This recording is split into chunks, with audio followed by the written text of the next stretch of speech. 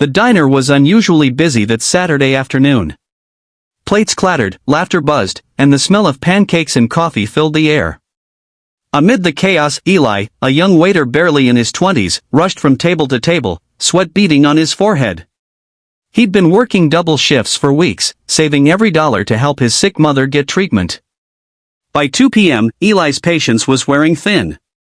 The place was packed, and customers were getting impatient.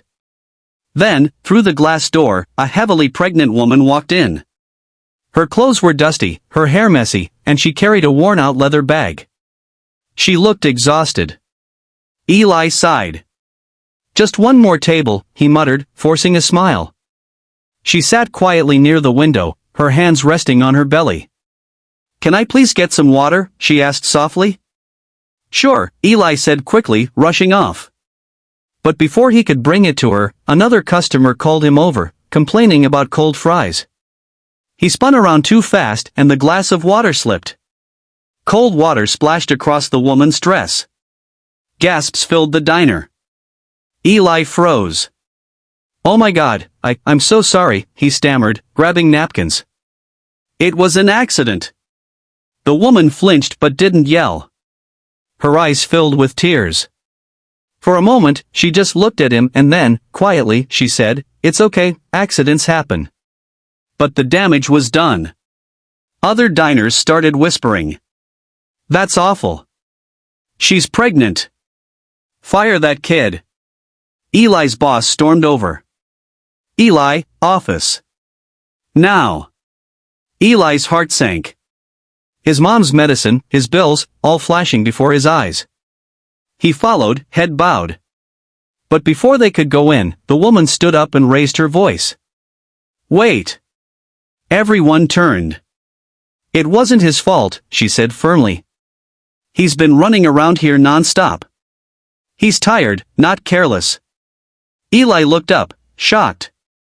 She smiled at him, a small, understanding smile. "I used to work tables too," she added.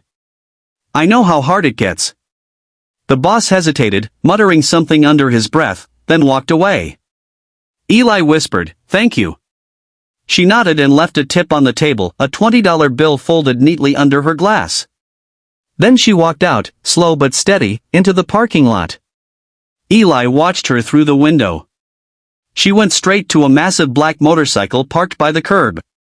And there, waiting beside it, was a man tall, rugged, covered in tattoos, leather vest glinting in the sun. He looked like trouble. The man helped her onto the bike with surprising tenderness, brushing a hand over her belly before kissing her forehead. Then he looked up, directly at Eli watching from the window. Their eyes met. Eli froze again. The biker's expression softened, and he gave a small nod, not of threat, but of respect.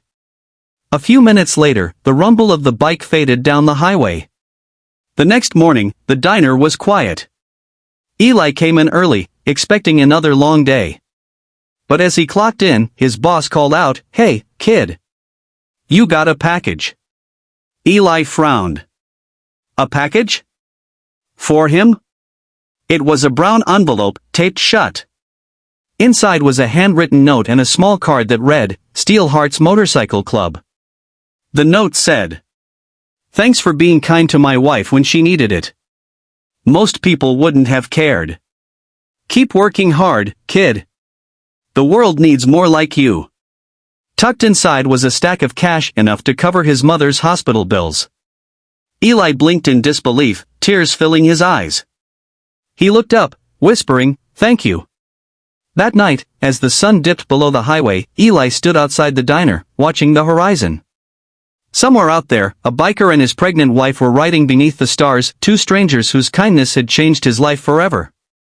And for the first time in a long while, Eli smiled, realizing something beautiful.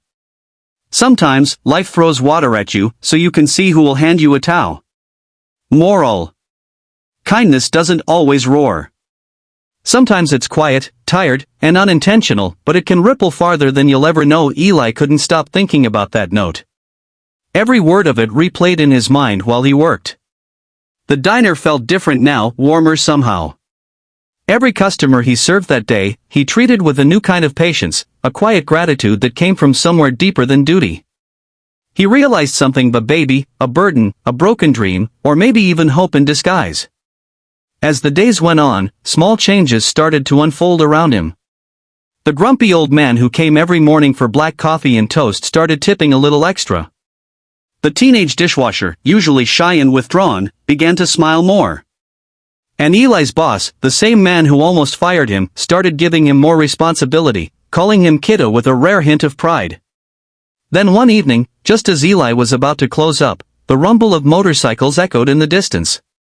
He stepped outside, curiosity tugging at his chest. Down the street, a line of bikes glided toward the diner, engines growling low and smooth, headlights cutting through the dusk. His heart skipped.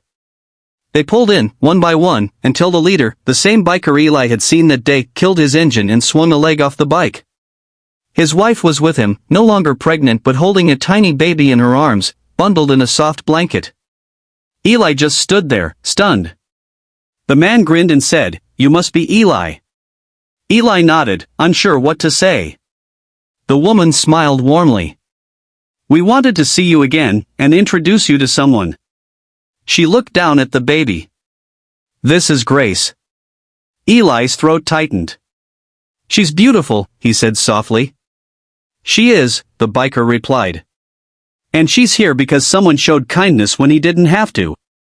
You gave my wife peace that day when she felt small, when everyone was judging her. You treated her like a human being. That means something to us." Eli swallowed hard. "I didn't do much." The biker shook his head. "You did more than you think." He reached into his jacket and handed Eli a small, shiny keychain, a metal heart engraved with the words "Keep it," he said. "A reminder that how you treat people matters, especially when no one's watching." Eli turned the keychain over in his hand, his eyes stinging with tears. They talked for a while about life, work, and the baby who slept soundly despite the rumble of bikes nearby. Before leaving, the woman said gently, "The world's full of noise, Eli. Be the quiet good in it." Then they rode off, the tail lights fading into the night once more. Weeks later, Eli visited his mom in the hospital. She was getting better, stronger each day. He told her the story, the whole thing, from the spilled water to the biker's visit. His mom smiled, holding his hand. "You see, son," she said softly, "kindness always finds its way back, maybe not right away, but always." Eli nodded, his heart full. That night, as he walked home under a sky littered with stars, he thought about how a simple mistake, a spilled glass of water, had led to something extraordinary. It taught him that sometimes,